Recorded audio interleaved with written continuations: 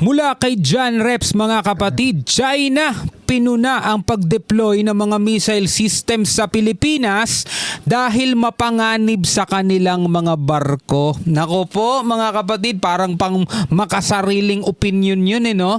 Samantalang kapalmoks naman silang mag-deploy ng kanilang mga barkong pandigma sa loob ng ating exclusive economic zone nang hindi man lang iniisip kung ito ba'y mapanganib para sa ating mga barko naman mga tol. Eto, panoorin na lamang natin mula rito kay John Reps mga kapatid. Samahan ninyo ako bago natin to simulan. Syempre wag mong kalimutan mag-subscribe.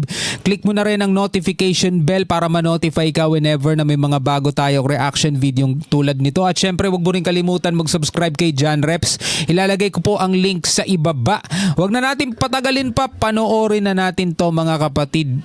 Matapos ang anunsyo ng militar ng Amerika na mananatili sa bansa ang mga modernong kagamitang pangdigma nito, abay pinuna ng China ang planong ito ng Amerika at sinabing nagpapakalat umano ng mga anti-ship missile system at surface-to-air missile system sa Pilipinas na magdudulot umano ng banta sa mga sasakyang pangdagat ng China PLA Navy na dumadaan sa Basi Channel. Tuso no? Tuso, magulang mga kapatid no? Magulang na tuso pa. Ang gusto mangyari ng China mga kapatid, kumbaga sila yung nakalalamang. Ayaw nila yung makakapantay man lang tayo, ayaw nila yung sasabay man lang tayo sa mga ipinapadala nila rito. Kung naaalala ninyo, pinakamainit na balita mga kapatid, sobrang lapit pumasok sa Philippine Archipelagic Water yung Shandong aircraft carrier ng China, kasama pa yung 8 barkong pandigma nila mga tol. Ha? Dumaan yan mga kapatid dito sa ating bansa mga kapatid, sa Archipelagic Water ng Pilipinas. Ngayon mga tol, ang gusto mangyari ng China, hindi tayo lumakas, hindi man lang magpalakas ang Pilipinas, 'di ba? Ayaw nila no may mga sumusuporta sa atin, ayaw nila no may mga tumutulong sa atin. Pinalalabas nila na provokasyon, pinalalabas nila na tayo nagdudulot ng kaguluhan, pero ang totoo mga kapatid, ayaw kasi nilang papalag tayo sa kanila. 'Yun ang katotohanan diyan.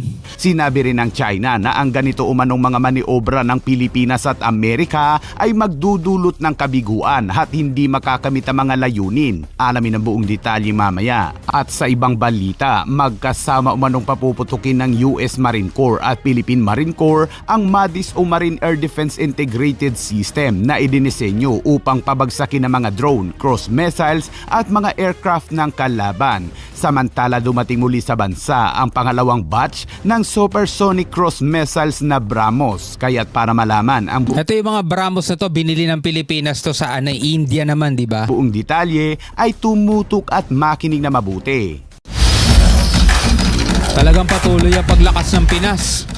Sa pagsisimula ng pinakamalaking taunang pagsasanay ng mga militar ng Pilipinas at Amerika sa bansa, sinabi ng opisyal ng militar ng Amerika na pagkatapos ng mga pagsasanay ay iiwanan umano nila sa bansa ang kanilang mga dalang makabagong armas kung saan sinanay nila ang mga sundalong Pilipino sa paggamit nito. Siyempre, para if ever na magkagipitan, hindi na magkukumahog ang Amerika na dalhin pa yan dito. Mga tol, nandirito na agad, di ba? Mauutak din tong Amerika eh. At kasunod niyan, abay ito na mga kabayan, pinuna na naman ng China ang plano ng Amerika na nagpapakalat umano ng mga anti-ship missile system As expected, di ba? Inaasahan na natin yan. at surface-to-air missile system sa Pilipinas. Sa isang pahayag, sinabi ng isang Chinese military affairs expert na ang Pilipinas ay naglalayo namanong gamitin ang mga panlabas na puwersa para isulong ang iligal na pagpapalawak ng teritoryo sa South China Sea. Illegal na pagpapalawak. Hindi naman nagpapalawak ng teritoryo ang Pilipinas eh. Ang kiniklaim lang ng Pilipinas is yung 200 nautical miles exclusive economic zone. Hindi na nagpapalawak pa ang Pilipinas, yun lang. Ang nagpapalawak nagpapalawak sila. Kasi bukod dun sa 200 nautical miles nila mga tol, ang gusto nilang mangyari, buong South China Sea doon sa 10-dash line nila. O ngayon, sino sinungaling? Sino nagpapalawak ng teritoryo? Diba? Tignan nyo kung paano nila baluktutin. Ang ganito umano mga maniobra ng Pilipinas ay hindi lamang mabibigo upang makamit ang kanilang mga layunin, ngunit magkakaroon din umano ng mga makabuluhang kahihinatnan. Nako. Ugal talaga tong China mga kabayan. Sinabi ni Sang Junsi, isang Chinese military affairs expert, na ang deployment umano ng Nemesis na mga puwersa ng Amerika sa hilagang Pilipinas ay may malinaw umanong layunin. Sinabi niya na nagdudulot ito ng banta sa mga sasakyang pangdagat na dumadaan sa Basi Channel. Nako. At sa panahon ng mga potensyal na operasyon ng Chinese People's Liberation Army Navy. Grabe sila mambaligtad, no? Biruin mo kung sino pa yung mga bully, kung sino pa yung naghahasik ng kaguluhan at gumagawa palagi mga tol ng gulo, sila pa yung nagsasabi na nalalagay sila sa peligro. Ay naku po. Nagtatarget sa mga separatistang puwersa ng pagsasarili ng Taiwan. Maaaring banta umano ang Nemesis sa mga assets ng hukbong dagat sa timog-kanlurang rehiyon ng isla. Takot lang sila sa mga anti-ship missile ng Amerika. Binanggit ni Sang na ito ay nagmamarka ng isa pang deployment ng isang bagong missile system sa Pilipinas, kasunod ang naunang deployment ng US Typhoon Mid-Range Capability Missile System. Dapat nga magdala pa ulit ng additional na Typhoon dito sa Pilipinas kasi isa pa lang yan eh. 'Di ba napaulat dati na magdadala ulit dito ng ikalawang Typhoon missile? Sana mangyari 'yun, no? Ayon sa ulat ng foreign news outlet na Naval News, na isa sa 4 sa mga Nemesis ng Amerika na nasa bansa ay posible umanong ide-deploy sa Batanes o sa isang strategic first island chain choke point, kaya't nababahala umano ang China dahil banta ito sa kanilang mga barko. Ayun! Lumabas din ang katotohanang nababahala sila. Ayon kay Sang, tulad ng isang bansang miyembro umano ng ASEAN, ay mahigpit umanong tinututulan ang paglalagay ng Amerika ng mga mid-range at land-based na anti-ship missile system sa Pilipinas dahil walang alinlangang masisira umano nito ang kapayapaan at katatagan sa rehiyon ng South China Sea. Wow, walang alinlangang masisira ang kapayapaan at katatagan samantalang matagal na nilang sinisira yan sa pamamagitan ng mga pangaharas nila at panggigipit nila sa mga maliliit na bansa. Biruin mo paano magkakaroon ng kapayapaan, hindi na kanila, inaangkin pa nila. Paano magkakaroon ng kapayapaan doon? Kaya nga lagi nating sinasabi, alisin mo na sa picture itong Amerika. Alisin mo lahat ng mga ipinapadala ng Amerika dito mga tol. Magiging payapa ba ang Pilipinas? Titigilan na ba ng China yung pangaangkin nila sa soberanya ng Pilipinas? 'Di ba? Baka nga mas lalo nilang angkinin kasi wala nang kasama ang Pilipinas na magtatanggol eh. Minamaliit lang naman tayo nitong bansang 'to eh. Idinagdag ni Sang na kung sakaling magkaroon umano ng salungatan, ang mga lokasyong ito kung saan nakadeploy ang mga missiles ay hindi maaaring hindi maging target para sa mga counter-strike ng China.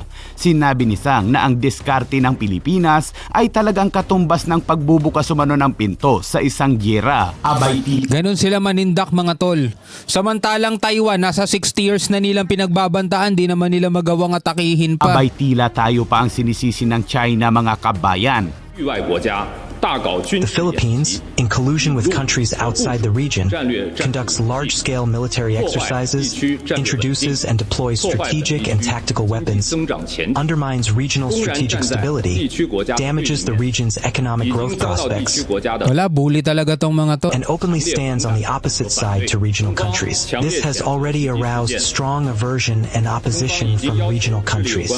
Samantala, hindi man papuputukin ang Nemesis sa pagsasanay. Ayon sa impormasyong inilathala ng US Defense Department, ang US Marines mula sa 3rd Littoral Anti-Air Battalion ay magsasagawa ng live fire training kasama ang mga sundalong Pilipino para sa bagong field na MADIS o Marine Air Defense Integrated System sa balikatan exercise. Ang MADIS o Marine Air Defense Integrated System ay binubuo ng komplementaryong GLTV mounted vehicles na nilagyan ng Stinger missiles at isang 30mm cannon na idinisenyo bilang proteksyon laban sa mga banta sa himpapawid, kabilang ang fixed-wing aircraft, helicopter, cruise missiles at karaniwang unmanned aerial vehicle system o drone. Ang MADIS ay nagtatampok rin ng mga advanced na radar at command and control system Ganda ng mga sasakyan, no? para sa paghahanap ng mga unmanned aerial system. Ang MADIS o Marine Air Defense Integrated System ay isang mobile, maneuverable, short-range air defense platform na binubuo upang bigyan ang mga Marine Corps ng modernized na ground-based air defense system na kakayahan at inakma upang suportahan ang mga expeditionary base at maneuver unit. Ayon sa ulat, ito ay papuputukin naman ng US Marine Corps kasama ang Philippine Marine Corps at upang matuturin ang mga sundalong Pilipino sa paggamit ng mga modernong armas na ito. Biro nyo mga tol, dito pa lang sa mga balikatan exercises na to, no, napakalaking halaga na ang inilalaan para lang maisagawa yung mga ganitong klaseng balikatan exercises. Diba? Kasi tignan mo yung mga pinapaputok dito mga tol, daang libo mga halaga ng mga yan. Hindi basta-basta yan. Malaki ang ginagastos dito. Siyempre, pagkain pa lang para sa mga libu-libong sundalo di ba? Ganitong klasing mga armas ang nais na mabili ng Ukraine upang labanan ang mga drone at cross missiles ng Russia. Pero sa hindi malamang dahilan ay hindi ito ipinadala ng Amerika sa Ukraine. Ngunit habang wala pang gyera sa rehiyon, ngayon ay nasa Pilipinas na ito. At Kaya lalong nagtutumindi pag-alma ng China. Biruin mo yung mga sandatang ayaw ipadala ng US sa Ukraine nandirito sa Pilipinas.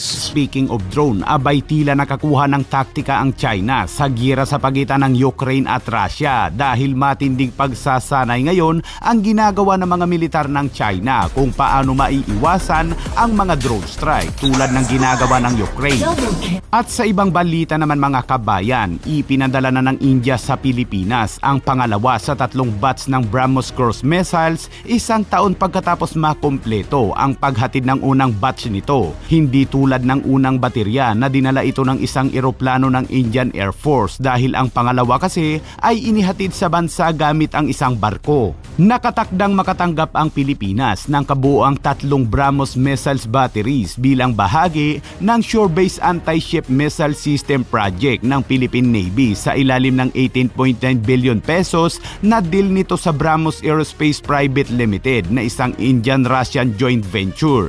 3 bansa lang sa Asia ang mayroong ganitong kabilis na supersonic anti-ship missile system sa mundo na 3 bansa lang, kabilang na Pilipinas. Galing. mayroong ganitong kabilis na supersonic anti-ship missile system sa mundo na kinabibilangan ng Indonesia, Vietnam at Pilipinas. Wow! Sa ngayon ay hindi pa tumugon ng Department of National Defense at Armed Forces of the Philippines sa kahilingan para sa komento kaugnay sa bagong dating na supersonic cross missiles na ito. Alright mga kapatid, no? Etong mga pinapadala sa atin, kung makikita ninyo, malaking halaga ang ginagastos dito ng ating gobyerno. Do hindi natin gusto magkagera, pero bakit tayo bumibili ng mga ganito? Lagi nga nating sinasabi mga kapatid, para meron tayong pandepensa in case na dumating nga yung bagay na ayaw nating mangyari. Pangit naman kasi yung dumating na nga yung bagay na ayaw nating mangyari, tapos wala pa tayo dun sa kalagayang kaya nating protektahan yung sarili natin. Kasi malamang mga tol, maraming aalma kahit yung ibang mga politiko dito sa Pilipinas o ibang mga mamamayan dito sa Pilipinas ang aalma sa mga binibili ng ating gobyerno. 'Di ba? May mga napapanood na tayo halimbawa sa Kongreso, ayaw nila bumili ang mga militar natin ng mga advanced missile, advanced weapon kasi ang lagi nilang sinasabi, ginagamit daw ng mga sundalo natin sa mga komunidad dito sa Pilipinas na tila ba pinapalabas nila mga kapatid na yung mga sundalo nito praning. Ginagamit sa mismong mga mamamayan natin, 'di ba? Pero hindi nila mabanggit-banggit doon sa kanilang mga sinasabi doon sa mga pagtayo nila sa Kongreso mga tol, na kaya ginagamit 'yan ng mga sundalo natin para sugpuin yung mga rebelde. Ngayon mga kapatid, hindi na rebelde ang problema ng mga sundalo natin Labas external threat na mga tol Mas malalakas yung mga yun kaysa sa mga rebelde rito sa Pilipinas. Mas advanced yung mga weapon o mga sandata no mga external threat na sinasabi nga rito. Kulang pa tong mga ganito.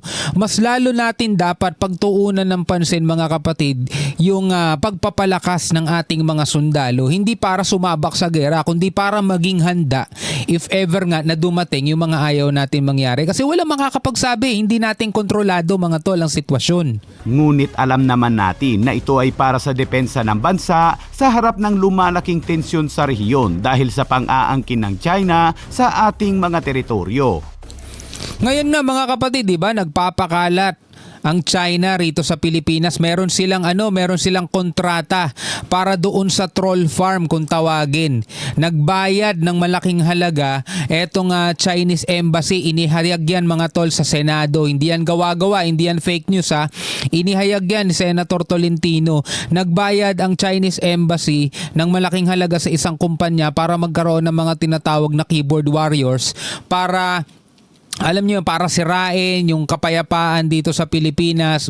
Nakikialam sila maging sa eleksyon dito sa Pilipinas para mawala na yung mga politiko rito, hindi na maiboto ulit o hindi na maiupo yung mga nanunungkulan sa ating bayan na lumalaban sa mga ginagawa ng China. Ang gusto kasi nilang maupo mga kapatid, yung mga kontrolado nila, yung mga kaibigan nila, yung mga tuta nila rito mga kapatid. Kaya bilang mga Pilipino, nasa sa inyo.